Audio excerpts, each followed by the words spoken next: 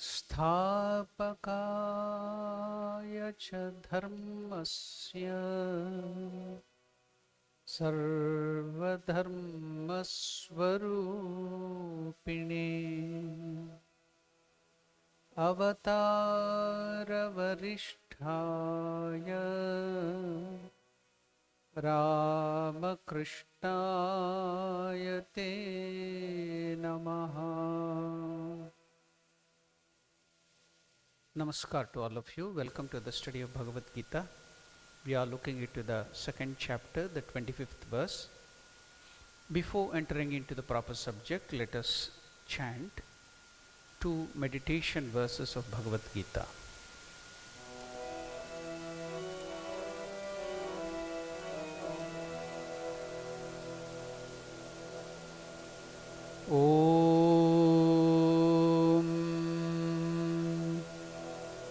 पार्थाय प्रतिबोधितां भगवता नारायणेन स्वयं व्यासेन ग्रथितां पुराणमुनिना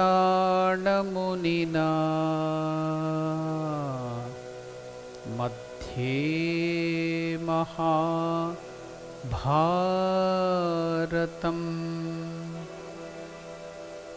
अद्वैतामृतवर्षिणीं भगवतीम् अष्टादशाध्यायिनीम् अम्ब त्वाम् अनुसन्दधामि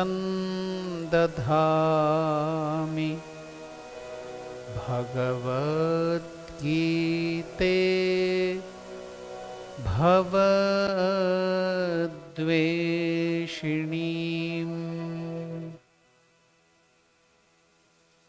वसुदेवसुतं देवं कंसचाणूरमर्दनं देवकी परमानन्दं कृष्णं वन्दे Jagadgurum.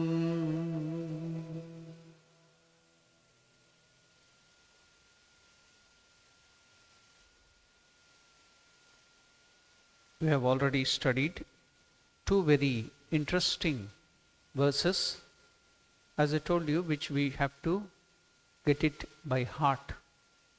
We have to memorize it so that whenever we are in fear of death, then we can remember that we don't have death. So we will chant that two verses, the 23rd and the 24th verse, and then conclude about that with the help of Swami Vivekananda's teaching, and then go to the 25th verse.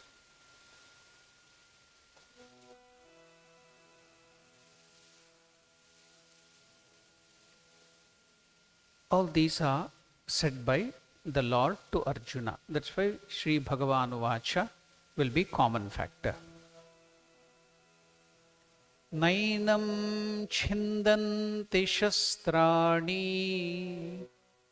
Nainam chindanti shastrani, Nainam dahati pavakaha, Nainam dahati pavakaha, Nachainam kledayantyapo,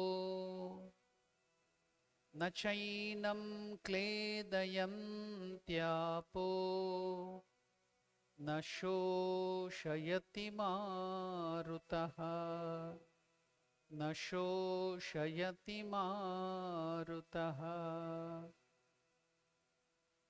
No weapon can cut this Atman, that is ourselves. No fire can burn. See, if we have some sort of fire phobia, then height phobia, or so many phobias are there. So you can chant this: the fire cannot burn me. The water, some people will have water phobia. So all the phobias will leave us when we chant this and know the meaning of these verses. So no weapon can cut this Atman, no fire can burn it, no water can wet it, no air can dry it. The 24th verse. अच्छेद्योऽयमदाह्योऽयम् अच्छेद्योऽयमदाह्योऽयम् अक्लेद्यो शोष्य एव च अक्लेद्यो शोष्य एव च नित्यः सर्वगतस्थाणुः नित्यः सर्वगतस्थाणुः अचलोऽयं सनातनः अचलोऽयं सनातनः. This self, the Atman of yours, cannot be cut, nor can it be burnt, nor wetted, nor dried. It is, that is your Atman, I am. So now each time we tell this, Atman should not think it is somewhere separate or outside to tell I. Now you should start practicing not to identify yourself with the body, with the mind, with the intellect or with the ego. Now you have to identify yourself with the Atman. Then feel that the self, that is you cannot be cut, you cannot be burnt, nor wetted, nor dried. You are changeless, all-pervading, unmoving, immovable. This self, that is you, are eternal.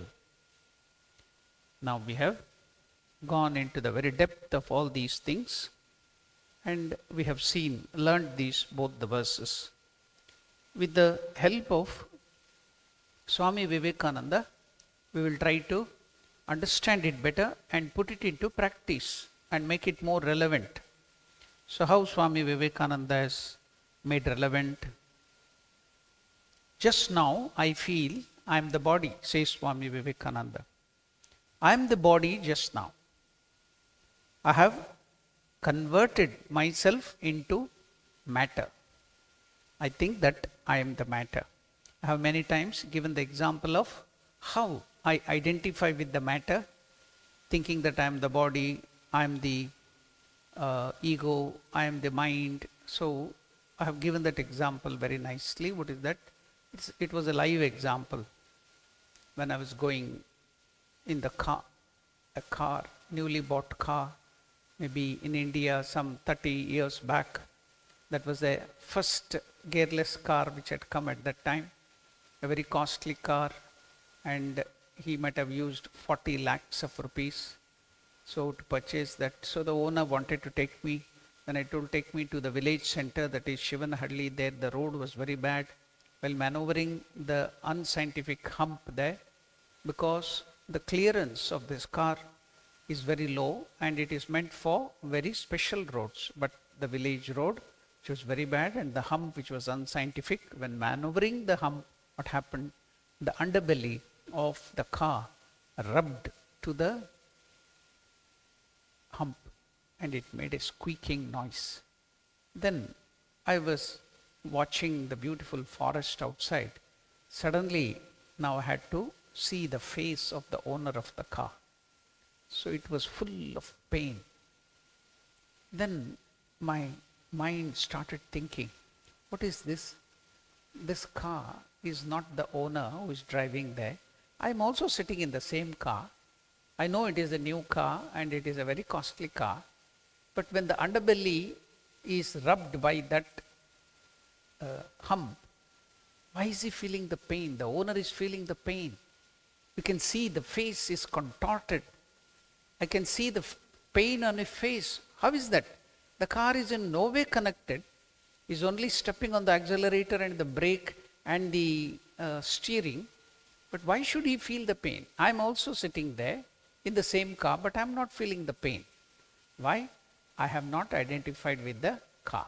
But the owner, he will be thinking, oh, I have done so much of hard work and I've purchased the car. This is my car. So I have purchased with great hard work and I love this car. So slowly my mind gets attached to that car. So when the car is being hurt, he is feeling the pain.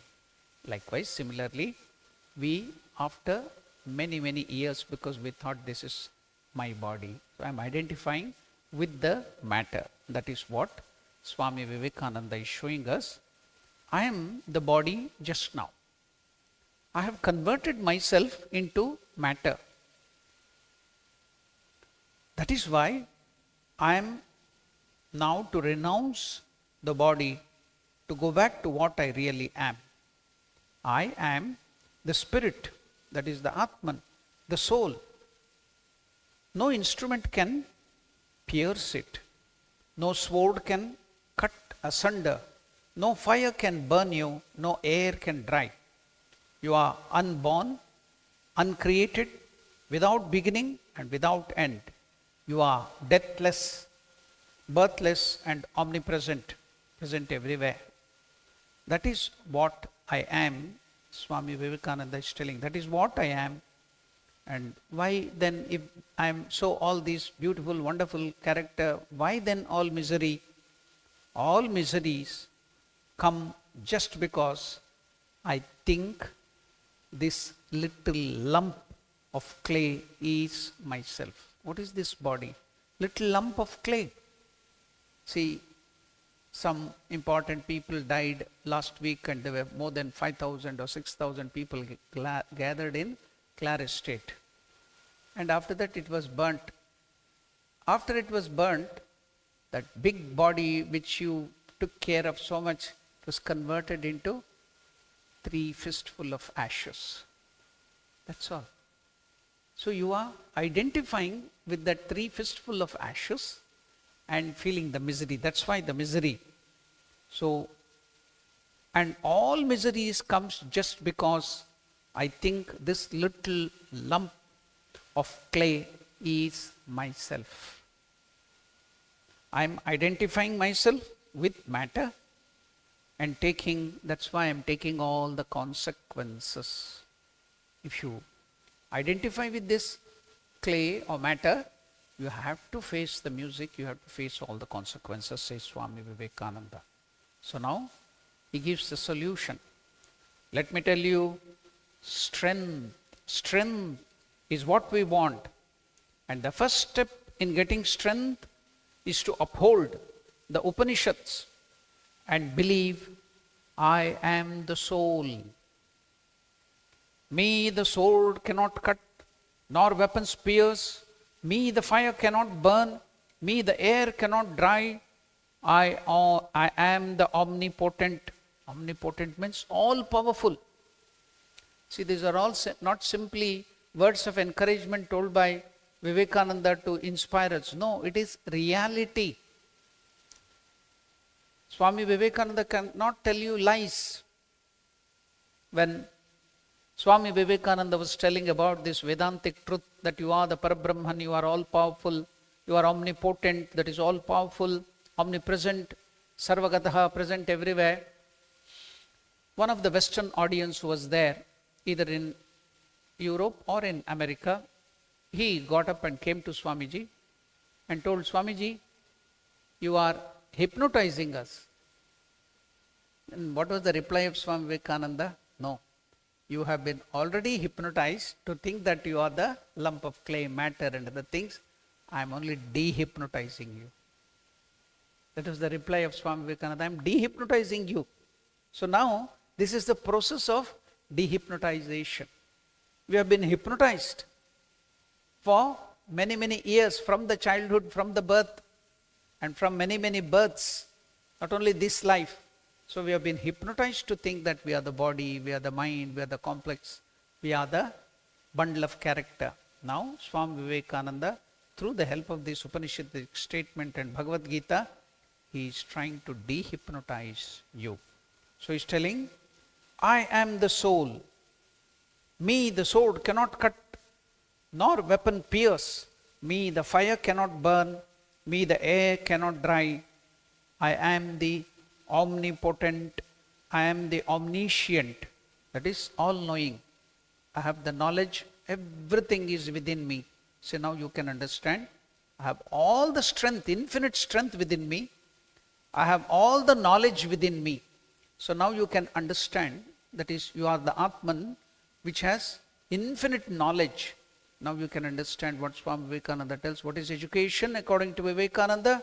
Vivekananda tells education is the manifestation of perfection which is already within man. Knowledge, perfection, divinity is already within you. You are the soul. So why I can't feel it? Only it is unmanifest. You have to manifest. You are covering it with the veil of ignorance. So now you have to manifest it. So you are infinite knowledge, you are infinite strength. You can do anything and everything. You can know anything. You can have the knowledge of this world just sitting here.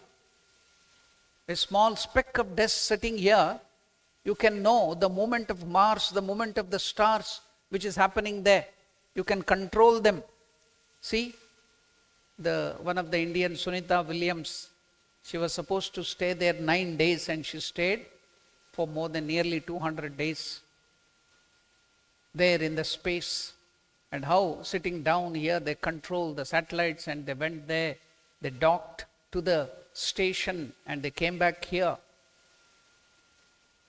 So a speck of dust compared to this universe is sitting here because of his power, that infinite power within him. He can control anything. And every one of you have this strength. You have to believe in yourself. That is what Swami Vivekananda is telling all of us. You are omnipresent, omnipotent, you are all powerful, you are all knowledgeable. So repeat these blessed saving words. These are all saving words. Please repeat. Swami Vivekananda is telling. Do not say we are weak. We can do anything and everything. What can we not do? Everything can be done by us. We all have the same glorious soul. Let us believe in it. We all have the same glorious soul. Let us believe in it. Say another that word. You can do anything and everything. What can we not do? Everything can be done by us. You have to believe in this. You have to have faith. You can achieve anything. You can do anything. You have that strength. Believe in that and start working. Start manifesting that. The masses, the poor people, the illiterate, the masses have been told all over the world that they are not human beings. They have been so frightened for centuries till they have nearly become animals. Never say that you are sinners. Never say you are weak. The parents have to learn how to train their children. Never tell that you are weak, you cannot do it. Do not create fear. Bring out that fearlessness in them. Never were they allowed to hear of the Atman. Never were the masses, the poor people, were allowed to hear about the Atman, their true self.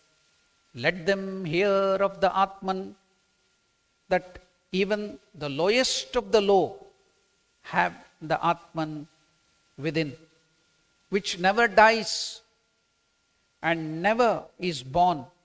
Of him, of whom the sword cannot pierce, not the fire burn, not the air dry, immortal, no death.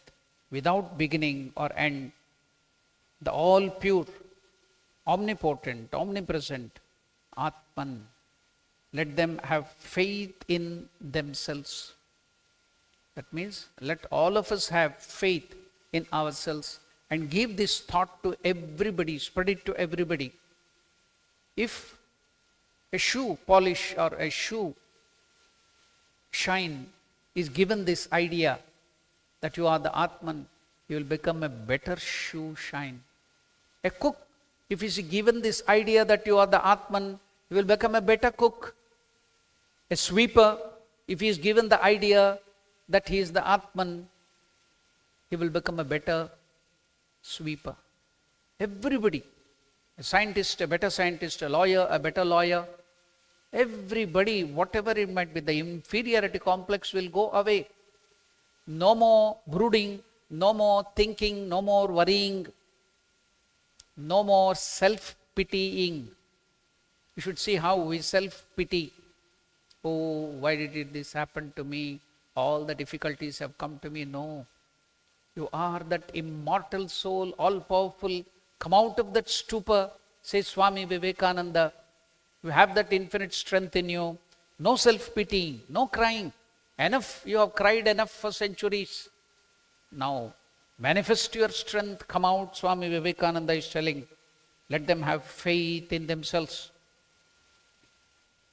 The God went home and at last found that he was the self, beyond all thought, one without birth and death, whom the sword cannot pierce, the fire cannot burn, whom the air cannot dry or the water melt, the beginningless and the endless, the immovable, the intangible, the omniscient, the omnipotent being, that it was neither the body nor the mind, but beyond them all. So he was satisfied. But the poor demon did not get the truth owing to his fondness for his body. Intense desire for pleasure. Because of that, the demon couldn't get it. What is that? Why Swami Vivekananda about this thing here now? The God went home and at last found that he was the self. But the demon, poor demon, he thought that he was the body. It could not get the truth owing to his fondness for the body. What is this? What is this story? It is in the Chandogya Upanishad. This story comes, not a story, the reality which happened, but we have to hear like a story, because the moment I tell you story, your mind will become very placid and peaceful. So we use the term story, jokes and other things. Then your mind will come down here. So now, Chandogya Upanishad, what is there? Once Prajapati. Who is Prajapati? Brahma, the creator. As I told you, he is the highest Godhead. Above Indra, all other Vayu, Varuna, everything is above, the topmost is just below. After that is Ishvara, Vishnu or Shiva, Devi, all that comes. But the highest manifestation which all of you can achieve, all of you, if you want, if you earn, you can become that Brahma, the creator. You can reach up to that. That is the post. Up till then it is post.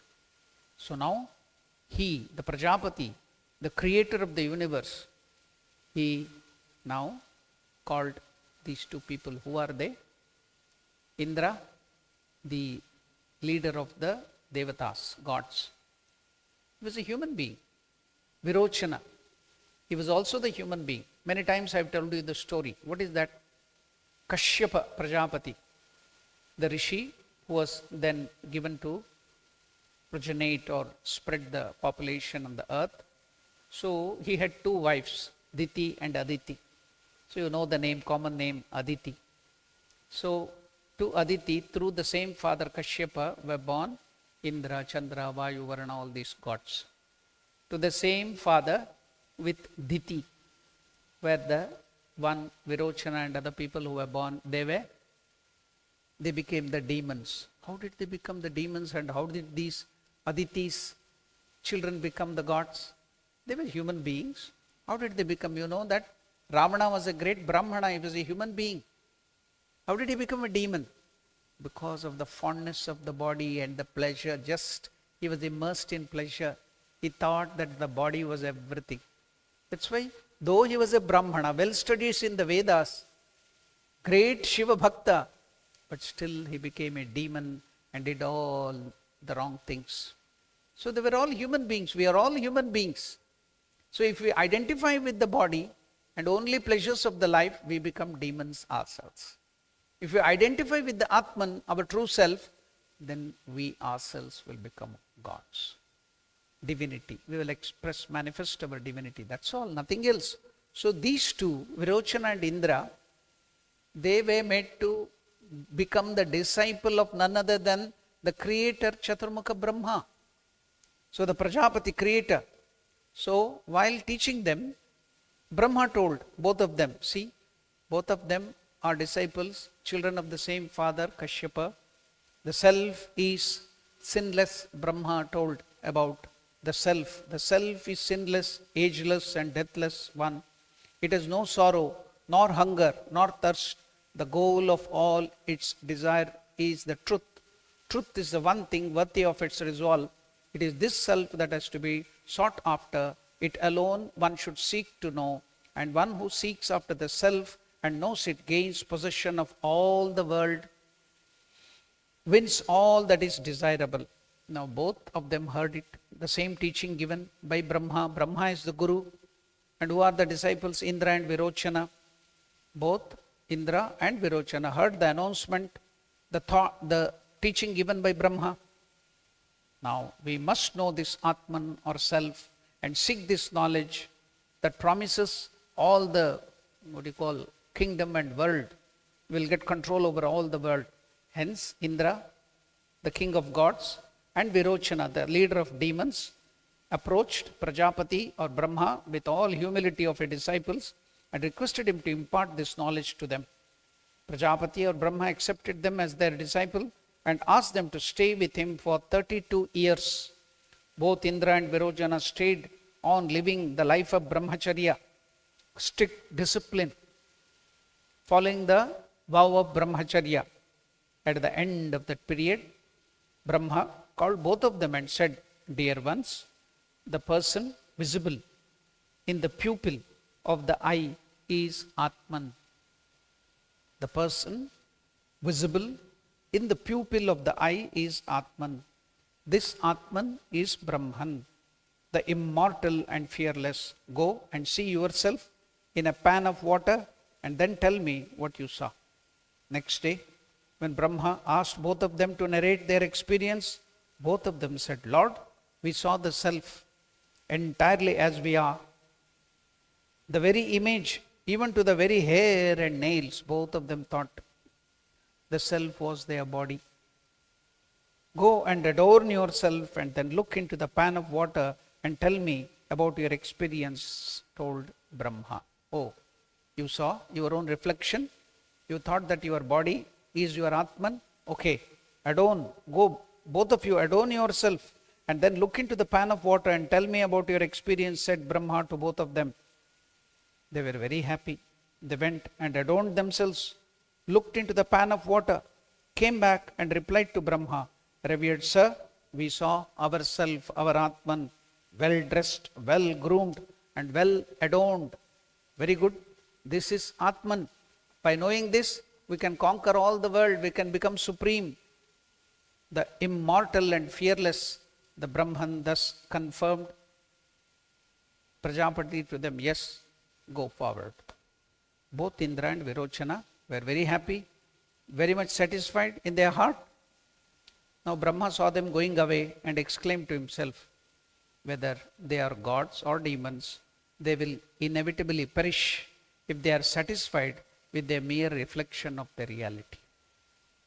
Now, the king of demons, Virochana, went to the demons and taught them this knowledge by saying that this the bodily self is all we need to know and serve and glorify.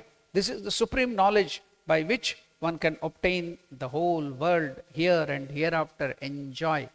So he gave the teaching, all the demons learnt it, that they are body. Now Indra, he went. He was different from Virochana in nature. He had godly qualities. He realized that something is wrong.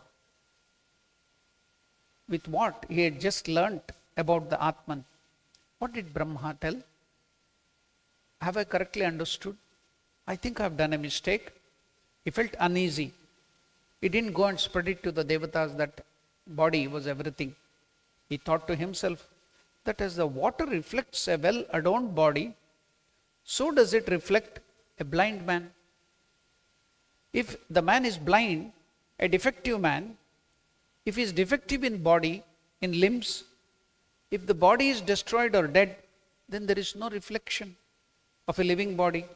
Then how could the body or its reflection is said to be the deathless, immortal Atman? So I have wrongly understood. He thought over. He didn't come to conclusion. So with this doubt, he came back to Brahma again. He went to Brahma and said, Lord, I see really nothing worthy in this body or its reflection. Please give me the true knowledge about the Atman or the true self. Now Brahma was happy with Indra and asked Indra to stay with him for another 32 years.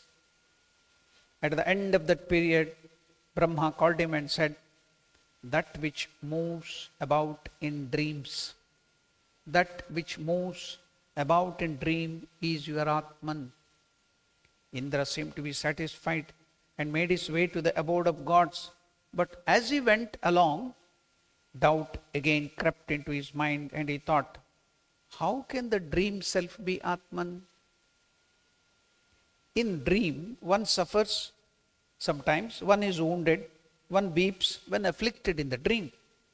The fearless and the sinless, immutable Atman cannot be subject to such happenings. This does not seem to be the truth. Even this time also something again is wrong. And what I have learnt, so something is wrong. Now he went back to Brahma and prostrated himself before Prajapati, requesting him to explain the truth of the Atman as usual. Now Brahma told him to stay with him for another period of 32 years. Indra was well prepared. He did lot of austerities. At the end of this period, Brahma called Indra and said, the self or Atman who is full pleased and is in a happy mood in deep sleep. Sushupti, when you go to deep sleep, you are fully satisfied, you are in a happy mood. That is the Atman. Indra was satisfied and was going to home now. But before he reached his place, home, again doubt overwhelmed him and he said to himself, in a dreamless deep sleep, the self does not know itself. It is not conscious of its own existence. How can the unconscious self be Atman? Because Atman is full of knowledge. It is full of consciousness. But in deep sleep, I see there is no consciousness. So how can that be Atman? It cannot be. How can that the unconscious self be Atman? When it is described as the ever luminous one, ever conscious one. Now he came back again to Brahma and reported to him about his difficulty and the doubt. This time Brahma was more pleased with Indra and told him to spend 5 more years with him. After the period was over, Brahma called Indra besides him and said, O Indra, you have deserved the knowledge of the highest truth by your persistent effort and intense inquisitiveness. Saying this, Brahma revealed that part of the highest knowledge to Indra for which he was ready at that point of time. This body is subject to death, yet it embodies, means it holds the deathless and bodiless Atman. This embodied self falls into the trap of all dualities like pleasure and pain, but the bodiless Atman is not touched by any duality. So long as the Atman resides in the body and attaches itself to them, he seems limited and restricted. But again, when freed from the body, becomes one with the infinite spirit. When the Atman leaves the body, goes wandering freely in the infinite worlds, the eye, the ear, the senses, the mind are there only in order that the Atman may see and hear and think. It is on account of Atman And in the Atman, that the things and the beings, everything exists. He is the truth and the final repository of all existence. This time, when Indra went back to impart this knowledge to the gods, he had no doubt. The gods received the true knowledge, and therefore they live in full knowledge of their own self. And because Virochana was satisfied with the knowledge of the body as the self, the demons even today live in the ignorance, taking body as the self. Now you decide whether you want to become demons or you want to get divinity and become gods. So you can identify with whatever you want. So both of them were human beings. So when they identified with something true, gave up the untrue, then they became gods. When the same human beings identified with the untruth, that is the body, which is changing and fleeting with the ego, and pampered their body with pleasure and other things, then they became demons. That's all. So you decide what you want. So now, after this story and wonderful words of Swami Vivekananda, to make it the two teachings of Lord Krishna, 23rd and 24th, more meaningful and relevant, so we will move forward to study the 25th verse. Now, what is Lord Krishna telling? In the next verse, we will chant it first, and then we'll go to the inner meaning of that verse.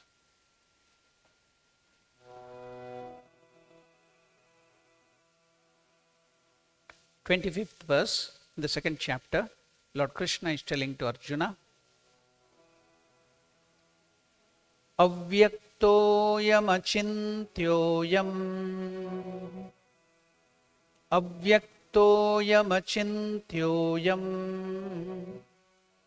Avikaryoyam uchyate Avikaryoyam uchyate Tasmadevam viditvainam Tasmadevam viditvainam Nanushochitumarhasi Nanushochitumarhasi. See, in this verse, the 25th verse, Tasmad evam viditvainam. So here, Lord Krishna is giving his conclusion. Viditvainam, know for certain. This is the thing. So this is conclusion. Now all these from the verse 12 in the second chapter up till now, the Lord was giving the knowledge of the self. As we told, do you think that the gods, they churned the, the ocean with the serpent, the divine serpent, using the Meru or the mountain, the big mountain as the churning rod, and they churned the ocean and they got so many things, and then they got the elixir or the Amrita. Gods were given that and the demons couldn't take it. So the gods drank the nectar and they became immortal. We hear that story because children in spiritual life, the children in the higher development, we are all children in that higher development. We are all small children. So for the small children, for the baby garden people, such stories will be able, you can able to catch it. So they will give such stories. What is the thing behind it? So every day, every time, this churning of the ocean happens within yourself, within all of us. What is the churning of the ocean? What is that ocean? The ocean is not the physical ocean, but it's the ocean of consciousness, your mind, your subconscious mind, your consciousness. What is that we are churning? See the Meru, again Meru Danda, the spinal column. The name Meru is there. And what is being churned? Your own subconscious mind, your mind is churned. By what? Who are the two people, who are the two parties who are churning there? There in that macrocosm or in that Purana, it is given the gods on one side and the demons on one side. They were holding the tail and the other portion of the snake, and they were churning that ocean. Just like when you are churning the curds, you get butter and then you make ghee, whatever that might be. So the churning process. So what is churning here in us, in our subconscious mind, in our personality? What is being churned? Who are the two people? The gods and the demons. Who are they? The good qualities, the positive qualities. And everything that is good is the God. Everything that is negative, everything that is bad, the bad qualities in us are the demons. Now the churning of your mind takes place, the consciousness, the subconscious mind, the conscious mind takes place. All the time it is being churned. Your bad qualities want that you should go to the bad side, to do the bad things. And your good qualities, conscience tell, no, don't go there, that is bad, it will harm you, come to the good side. So there is a churning is going on. When the churning is going on, first so many things came up. What was the first thing before the Amrita and the Lakshmi came? What came? Hala, poison. The worst of the poison, Lord Shiva. All were running away from that, all the demons, everything, they were taking all the good things. But when the poison came, Lord Shiva was the only person who took it and he drank it. So when we churn our own personality, the evil and the evil forces and other things, then we get so many things in us. What comes? The poison, the toxins. Then you get all acidity, tension, worry, depression, and all sorts of problems comes. The sinful things, sinful tendencies, everything comes in you and will give you so many types of diseases and pain and all the things you can see. Worries, anxieties, depression. Then comes Lord Shiva in the form of the Guru, and he takes away the poison. Then he allows you to grow up. The Guru, who is Shiva himself, comes and takes away that poison from you, the sinful tendencies in you, and he helps you to go to the higher echelons.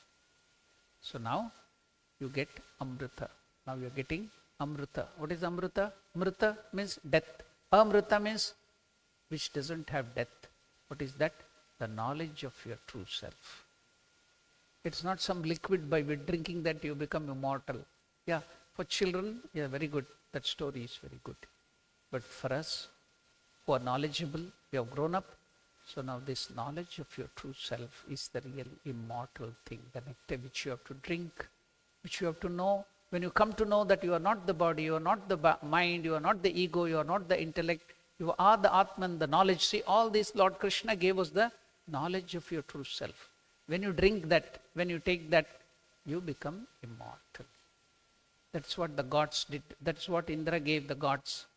But the demons will tell these things. Hey, why do you go to ashram? What do they tell? Some philosophy there. It is only for the old people, they have to go there. Younger people, you have to go to the casinos, you have to go to the bar, you have to enjoy your life. Life is too short. So demons will attract you there. Go and see, you get all the problems. Then come running when everything is over. By the end of your life, then turn towards ashram. What is the use? So now Lord Krishna is giving all of you this knowledge of yourself, by which you will become immortal, you will become gods. You will become divine. That is what Swami Vivekananda is telling when he is telling about what is religion. We think religion means doing some practices, going to some temple, eating some prasad, then doing some arati or going to some other places, church or masjid, and having some kind of dress, or all these external things we call religion. But Swami Vivekananda gives a beautiful explanation. What is that? Religion is the process by which a brute is raised unto man and man unto God. Religion is the process, Vivekananda tells. Religion is the process by which a brute is raised unto man. We have the animal tendencies. We are now guided by our hormones. Milligrams of hormone are controlling us. So that is animal tendency which is in us. And what is that? See, but in human beings, some speciality is there, which is not there in the animals. What is that? You can think. You can discriminate between the right and the wrong, the good and the bad. The animals cannot do that. So raising yourself from the animal level to the human level, where you can think, where you can decide, where you can discriminate between the right and the wrong and the real and the unreal, the good and the bad. So that is raising from animal level to the human level, from the impulsive level to the intellectual level, then from the intellectual level to the intuitive level, that is divinity, that is godly nature. So this process by which you are transformed from the brutality or animal level to the human level, humanity, where you can think and understand, from there to the divine. This process, this transformation, according to Vivekananda, is religion. Not wearing some dress, not doing something, not going here and there. They are only external things, preliminaries. But the real religion is transforming yourself from the animal level to the human level, from the human level to the divine level. See, that is the thing you can see here. That is what we discussed here. Now, we are going to the Bhagavad Gita, the 25th verse we chanted just now. Now, Krishna has been telling from the 12th verse about your true nature, the Atman. He is giving you the elixir, he gave you the Amrita. Just like Brahma gave it to Indra and both Virochana. But he couldn't understand, the demon couldn't understand. But Indra, inquisitive, he tried and tried and tried again and again, and he succeeded to understand. Now we shall understand, we shall drink that immortal bliss, the elixir given by Lord Krishna. Now he is concluding now. What is he telling? Avyaktoyam, achintyoyam, avikaryoyam uchyate, tasmat evam viditvainam nanushochitum arhasi. So avyaktaha means unmanifested. I am this soul of yours. So he is telling in the concluding verses, he is telling, your Atman, you are unmanifest, avyaktaha. I am this soul, achintyaha, inconceivable. I am this soul, avikaryaha. It doesn't change, it doesn't undergo decay. Vikara, it doesn't have the vikara, avikaryaha. I am this soul, uchyate is said of. Tasmat, therefore. When do you tell tasmat or therefore? When you are giving some conclusion. So now, that immortal bliss, the knowledge of the self, your true nature, he was giving all through. He was studying from the 12th verse to the 25th verse. Now, in conclusion, Lord Krishna is telling, tasmat, therefore, evam, thus, viditva, having known, enam, this soul of yours, Atman, na anushochitam arhasi. You are not fit, or it is not befitting to grieve. You should not worry in your life. You should not undergo grief in your life. You should never worry. You should never self-pity. You should never be depressed. Now, having this knowledge, how can you be depressed? You are not fit to be grieving. Krishna is telling, tasma, therefore, O Arjuna, you should not grieve. No grief. There should be no grief. No sorrow. No worry. See what a beautiful statement. Should always remain. Many places Krishna tells, nashochitum arhasi, you should not grieve. Many places Krishna tells this. You should not grieve. You should not self-pity. You should not worry. So, hear that word of Lord Krishna. He is telling Arjuna through Arjuna to us. And he is telling, it is not fit. It is not befitting. Arhasi means, arhata means, you are not qualified to grieve. Because you are eternal. Why should you grieve? Know your true nature. Then there will be no grief at all. How can you grieve? See what a beautiful solace you get from these words of Lord Krishna.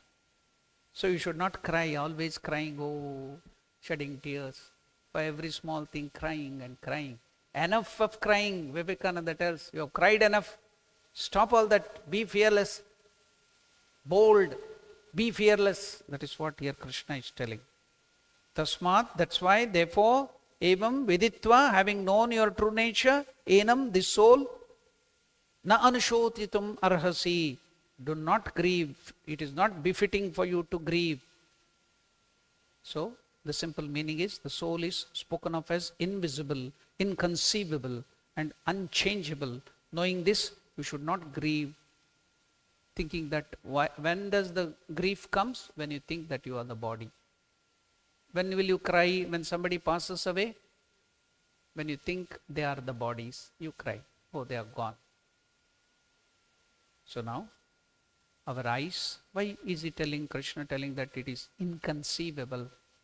The first term for, in the conclusive verse here, in the concluding thing, in the 25th is telling, avyaktoyam, your Atman is avyaktaha, unmanifest, inconceivable. It cannot be conceived, avyaktaha, unmanifest. So now, why? Our eyes, made from material energy, can see only material objects, whether eyes or ears or skin or the tongue or the nose. These are all the 5 organs of knowledge. You perceive through these 5 sense organs. They are called sense organs. So the sense organs which gives you knowledge. So it is organ of sense, that knowledge. Gnanendriya. So there is karmendriya, through which you do work. There are another 5 organs through which you do the work. These 5 organs are gnanendriya, that is karmendriya. Karma means work. So why is it called gnanendriya? Because you gain knowledge from this 5 senses. I told you all that, eyes, ears. Through the ears you see the form, the light and everything. You perceive that through the eyes, name and form. So through the ears you hear, through the skin you feel, through the tongue you taste, through the nose you smell. So all these 5 organs, can only perceive material energy. You can see only material object, but your soul, your Atman, that is your true nature, being divine and beyond the realm of material energy, is invisible to your eyes or ears or your skin. Skin cannot feel it, eyes cannot see it, nose cannot smell it, your tongue cannot taste it. Now, you will be surprised to hear that scientists have conducted experiments to perceive the presence of the soul. What happens when the person dies? So what did they do? They put a dying person who was about to die, a dying person, into a glass case and sealed the case to see whether the departure of the soul would crack the glass, or by the weight they could see whether the weight loss or something. So when the soul goes away, will there be anything that change? So they tried, the scientists tried, and they are still trying. So to see whether the departure of the soul would crack the glass. However, the soul left the body without the glass box getting cracked. Why? Being subtle, the soul did not need physical space for its movement. Since the soul is everywhere, where will it go? It's only changing dimension. Your dimension, what are the first dimension here? Length and breadth. On the paper you have the 2 dimension. Now we are in the 3-dimensional world, length, breadth and height. So the soul may be in some other dimension, 4th or 5th or 6th, I do not know, God alone knows. So they put the dying person into the glass case and sealed the case to see whether the departure of the soul would crack the glass. However, the soul left the body without the glass box getting cracked. Being subtle, the soul did not need physical space for its movement. Being subtler than the material energy, the soul is also inconceivable to our intellect. Our great Upanishad, the Kathopanishad says, Indriyebhyaha parahyartaha arthebhyaha cha param manaha manasastu para buddhihi buddheratma mahan paraha. So beyond the senses are the objects of senses. Subtler than the objects of senses is the mind. Beyond the mind is the intellect. And subtler than the intellect is your soul, the Atman. That is what Kathopanishad tells. The material intellect can only comprehend material concepts, but can never reach the divine soul by the power of its contemplation. As a result, knowledge of yourself requires external sources. And what are they? Then how to comprehend it? What is the source then? For the knowledge of chemistry and physics, you have scientists and other people who are giving you written books, and it is going on changing. The syllabus changes. That's why you see the father and mother will feel difficult when your children to teach you science or whatever, because it is outdated. Now you will feel difficult to teach your children because newer and newer knowledge is coming and you are outdated. You have to update yourself. But that is not true with Atman and the knowledge, because there is nothing to update. It doesn't change. The external truth, the external things, what you see here, the world changes. But the knowledge of Atman or Brahman, it doesn't change. So how can we comprehend? How can we know about it? The scriptures. It never changes. And what about other than that? Scriptures. Other than the scriptures, the Guru. Now, how can we take this thing of the scriptures? What is scripture? People have tried, like you or many people, great people, they have done lot of, like Indra, they have done lot of austerities, and then they have realized the truth. So, their knowledge is, those great people have given the truth which they have realized. They have been copied and kept in the form of scriptures. So, scriptures are nothing but the knowledge discovered by the great sages, the realized soul. So, how can the words of the Guru be taken and have faith in it? Because the Guru also has realized now the truth, and you can compare with the teachings of the scriptures, which were the experience of the earlier souls who have realized. Now you can compare with the knowledge of your Guru and then get the knowledge. So, what is the source now? Scriptures and Guru. You can comprehend, know about your Atman. It can be conceived. So don't be afraid that, oh, it is inconceivable, it is unmanifest, so how can I know it? No, you can know. That's what Lord Krishna, he will come again and again. Now in this Kali Yuga, he has come again and again, he will come. Why? To give you that knowledge. See, Krishna has given you that knowledge in the form of Bhagavad Gita. Now we are hearing it. So that is our scripture. So scriptures will come to our help. So now it's already 8 o'clock. We will have some more discussions and then stop.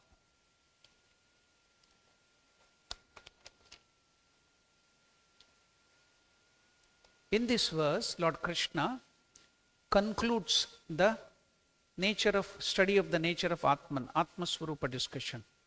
So this is a winding up verse, shloka. And the main ideas are repetition, which we have already seen in our previous verses. Avyaktaha ayam, unmanifest. Avyaktaha means not available for the organ of perception.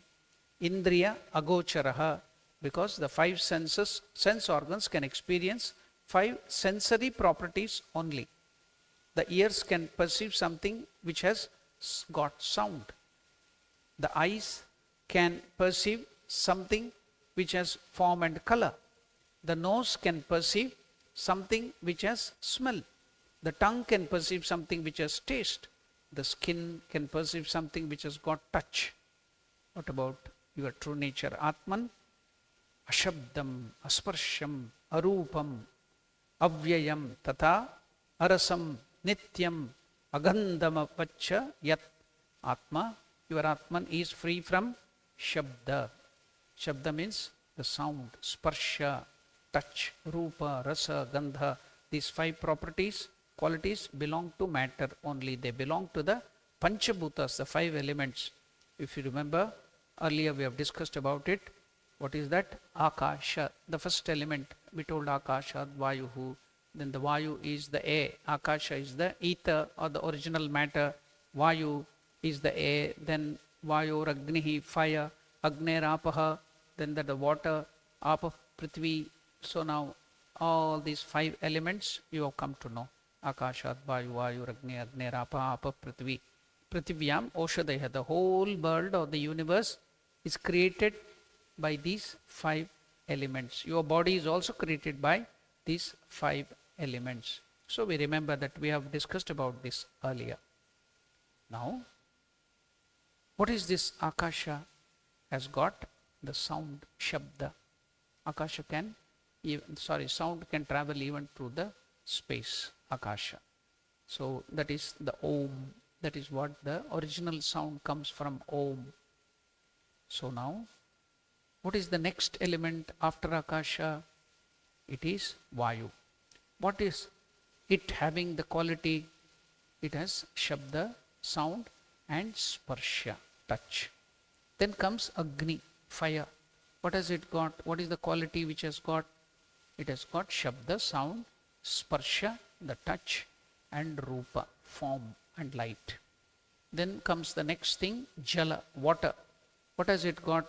Shabda, sound, Sparsha, touch, Rupa, form, and Rasa. Rasa means liquid protoplasm, Rasa, by which you can now taste it. Prithvi, the earth, has got Shabda, Sparsha, Rupa, Rasa. And what is the extra quality it is having? Gandha, smell. Haven't you seen when the first rain comes, there will be some special smell coming out of the earth. So the earth is for the smell. So these are all the qualities connected and the things connected with these Indriya. And see, you can connect now the 5 elements, the 5 organs of perception, and the 5 qualities. And your Atman is beyond all these qualities. Beyond, it cannot be conceived by that. That is the idea. That's why 5 elements have got these 5 properties. Matter alone has property. And Atman, your true nature, being non-material, it cannot be perceived. Therefore, it is called Avyaktaha, unmanifest. And therefore, when it is unmanifest, Achintyaha, next word Krishna is telling about Atman is Achintyaha. What is that? It cannot be perceived. I cannot even conceive about it. Because all our conceptions are based on perceptual experience. When it is not perceptually available, how can you think of it? How can you conceive of it? Try to imagine Atman, which is free from sound. People say that in meditation I try to imagine Atman without sound, without form, but totally you will end up in blankness and you will go to sleep. Therefore, you will arrive at only blankness.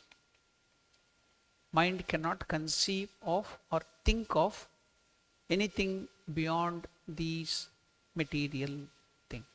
Then how to think of it? How to conceive of Atman? What do you think of it about the Atman? Then what is Atman? Now comes a beautiful concept. I will tell that concept and end for today. Just to make you think about it. It's a beautiful concept now. Then how to know about Atman? How can I perceive Atman? Now, the thinker is Atman. So it is never thought of, but it is ever the thinker. Never the object, ever the subject. That is Atman. Never the object, ever the subject. Never the thought, ever the thinker. Therefore, it is Achintyaha. Now, what is that? Any example? For that, with that last example, we can conclude. Suppose in a telescope or in a camera or with your eyes, you can watch everything. Can your eyes see your eyes? Can you see your own eyes? In the mirror, it is only a reflection. But can you see your own eyes truly? No, you cannot. So can you see yourself? You can see only in the reflection. It is a reflection. Everything right is left and left is right. Everything is changed. That is only a reflection. You cannot see yourself. So likewise, the Atman cannot perceive itself. It can become itself. That's all. You can experience it. You cannot see it. You cannot objectify your Atman. You are the thinker, so you cannot see yourself, just like you cannot see your eyes. The telescope or the camera can see everything outside, but the photograph cannot catch the camera. It can catch hold of everything that is outside. Can it cover the camera itself? No. Likewise, you are the self. You can become that self, but you cannot make it an object like a material, other things, and conceive it. Now you came to know why it is inconceivable. Why you cannot see it means because you are that. You can only become that. You can only experience that. Beautiful example given by Ramakrishna Paramahamsa is a doll, or here in South Africa, if you tell doll, they will go to the eatable dal. So I have to tell a toy. Okay, toy made out of salt. You know the salt. So you make a toy or a doll with a salt. Now the salt toy or the salt doll wanted to measure the depth of the ocean. So it entered the ocean to measure the depth of the ocean. What happens? It becomes one with the ocean. Likewise, when you go to find yourself, the Atman, you become one with the Atman. You cannot see it. You cannot measure it. You cannot conceive it. You cannot conceptualize it. You cannot make it an object. So the example, beautiful example given by Ramakrishna himself is, the salt doll or the salt toy went to measure the depth of the ocean, entered into the ocean. Did it come out to tell the depth of the ocean?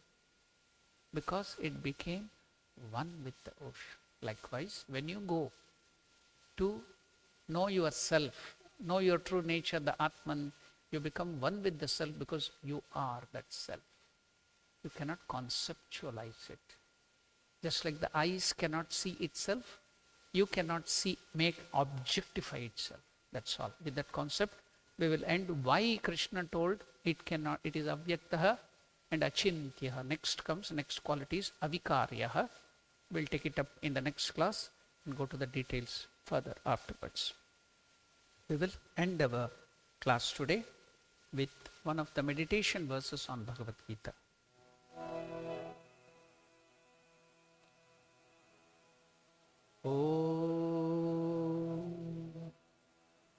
Mukam karoti vachalam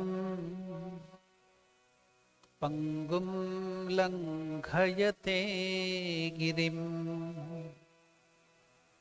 yat kripa tamaham vande paramanandamadhavam. Om Shanti Shanti Shanti Harihi Om Tat Sat. Shri Ramakrishna Arpanamastu.